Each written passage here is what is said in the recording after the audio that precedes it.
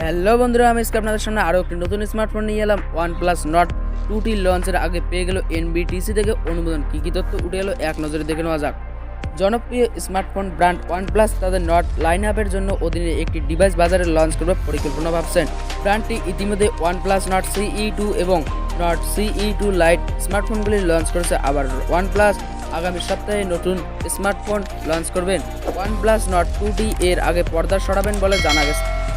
তবে লঞ্চের আগে একটি পরিচিত টিভি স্টার এই হ্যান্ডসেটটিকে থাইল্যান্ডে এনবিটিসি সার্টিফিকেশনে স্পট করে রেখেছে। আসন্ন OnePlus ফোনটি Nord 2T 5G বাণিজ্যিক TDRA সার্টিফিকেশনের সাইটের মধ্যে প্রথমবারের জন্য নিশ্চিত করা হয়েছিল। এবার CPH 399 মডেলের সহ Nord 2T স্মার্টফোনটি থাইল্যান্ডে ন্যাশনালে রয়েছে। বেশ কিছুদিন ধরে এই ডিভাইসটি নিয়ে জল্পনা চলছে এবং OnePlus 2T বেস মডেলে রয়েছে। OnePlus Nord 2T 5G স্মার্টফোনটিতে রয়েছে 90 হার্টজ রিফ্রেশ রেট সহ 6.43 ইঞ্চি HD প্লাস অ্যামোলেড ডিসপ্লের সঙ্গে আসবে। এই স্ক্রিনের এক কোণারে রয়েছে সেলফি ক্যামেরা। এই হ্যান্ডসেটটিতে রয়েছে মিডিয়াটেক ডায়মন্ডসিটি 1300 অক্টোকর প্রসেসর সাহায্যে চলবে। প্রসঙ্গত এর আগে OnePlus Nord 2T এর কয়েকটি ইভেন্টে ইন্টারনেটে ফাঁস হয়ে গেছে। প্রকাশ করেছে যে হ্যান্ডসেটে ট্রিপল রিয়েল ক্যামেরা সেটআপ অফারে আসবে।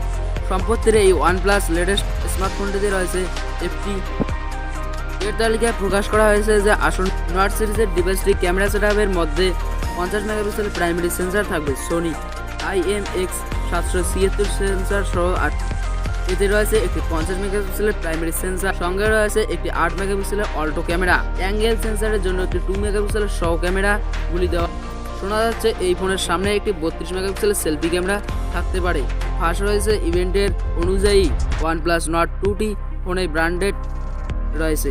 এই স্মার্টফোনে পাওয়ার ব্যাংক আপের জন্য একটি আনকমন হ্যান্ডসেটে 4500 mAh একটি ব্যাটারি দেওয়া হয়েছে, যা ফাস্ট চার্জার 80 ওয়াটের রয়েছে।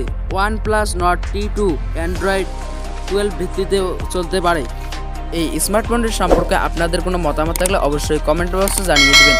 আমাদের ইউটিউব চ্যানেলে নতুন হয়ে থাকলে চ্যানেলটি অবশ্যই সাবস্ক্রাইব করে নেবেন এইরকম টেক আপডেট সবার আগে পাওয়ার জন্য।